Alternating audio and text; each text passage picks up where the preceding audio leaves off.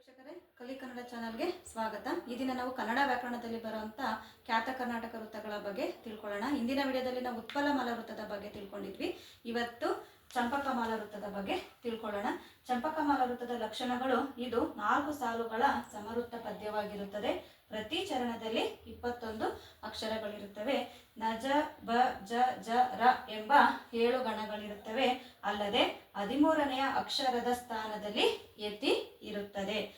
ಈ ವೃತ್ತದ ಪ್ರತಿಯೊಂದು ಚರಣದ ಆದಿಯಲ್ಲಿ 4 ಲಘು ಬರುತ್ತದೆ. ನೋಡಿ, ಉದಾಹರಣೆಗೆ ನಾನೊಂದು ಪದ್ಯದ ಮೊದಲನೇ ಚರಣವನ್ನ ಬರ್ಕೊಂಡಿದ್ದೀನಿ. ಕಡೆದೊಡೆ ಪಾಲ್ಗೊಡಲ್ ವಿವಿಧ ವಸ್ತುವ ನೀಯದೇತೆಯೇ ಚಂದನಂ. ಇದನ್ನ ಈ ಪದ್ಯಕ್ಕೆ ನಾವು ಪ್ರಸ್ತಾರವನ್ನ ಹಾಕೋಬೇಕಾಗುತ್ತೆ. ಪ್ರಸ್ತಾರ ಹಾಕಿ ಗಣ ವಿಭಾಗ ಮಾಡಬೇಕು. ಇಲ್ಲಿ 3 ಅಕ್ಷರಗಳಿಗೆ ಒಂದರಂತೆ ಗಣ ವಿಭಾಗ ಮಾಡಬೇಕಾಗುತ್ತೆ.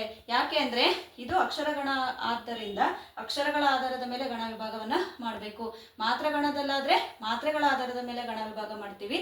ಇದು ಅಕ್ಷರಗಣ ಆಗಿರೋದ್ರಿಂದ ಅಕ್ಷರಗಳ ಆಧಾರದ ಮೇಲೆ ಗಣ ವಿಭಾಗವನ್ನ ಮಾಡ್ಕೋಬೇಕಾಗುತ್ತೆ. ನೋಡಿ, 3 ಅಕ್ಷರಗಳಿಗೆ ಒಂದರಂತೆ ಗಣ ವಿಭಾಗ ಮಾಡ್ಕೊಂಡಾಗ ನ ಜ ಬ ಜ ಜ ಜ ರ ಎಂಬ 7 ಗಣಗಳು ಇದರಲ್ಲಿ ಬರ್ತವೆ. ಚಂಪಕಮಾಲ ವೃತ್ತದ ಸೂತ್ರ ನೋಡಿ: ನಜ ಬಜ ಜಂ ಜರಂ ಬಗೆಗೊಳ್ಳುತ್ತಿರೆ ಚಂಪಕಮಾಲೆ ಎಂದಪರ್.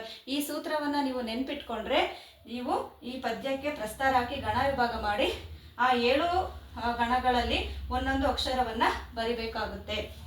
ನೋಡಿ, ಇದು ಚಂಪಕಮಾಲ ವೃತ್ತ ಅಂತ ನಾವು ಈಸಿಯಾಗಿ ಯಾವ ರೀತಿ ಕಂಡುಹಿಡಿಬೇಕು ಅಂದ್ರೆ ಇದರಲ್ಲಿ 21 ಅಕ್ಷರ ಇರುತ್ತೆ. ಉತ್ಪಲಮಾಲ ವೃತ್ತದಲ್ಲಿ 20 ಅಕ್ಷರ ಇರುತ್ತೆ.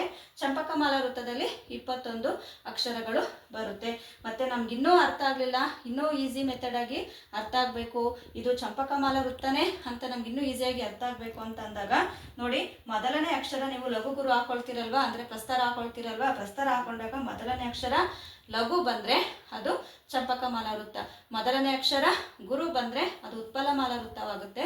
ಮೊದಲನೇ ಅಕ್ಷರ ಲಘು ಬಂದ್ರೆ ಅದು ಚಂಪಕಮಾಲ ವೃತ್ತ ಆಗುತ್ತೆ. ನಿಮಗೆ ಎಕ್ಸಾಮ್ ಅಲ್ಲಿ ಕೊಟ್ರೆ ಒಂದು ಸಾಲನ್ನ ಕೊಟ್ಟಿರ್ತಾರೆ. ಇನ್ ಕೇಸ್ ಖ್ಯಾತ ಕರ್ನಾಟಕ ವೃತ್ತಗಳು ಕೊಟ್ರೆ ಒಂದು ಸಾಲನ್ನ ಕೊಟ್ಟಿರ್ತಾರೆ. ನೀವು ಅವಾಗ ಅನ್ಕೋಬೇಕು ಇದು ಖ್ಯಾತ ಕರ್ನಾಟಕ ವೃತ್ತಗಳು ಅಂತ.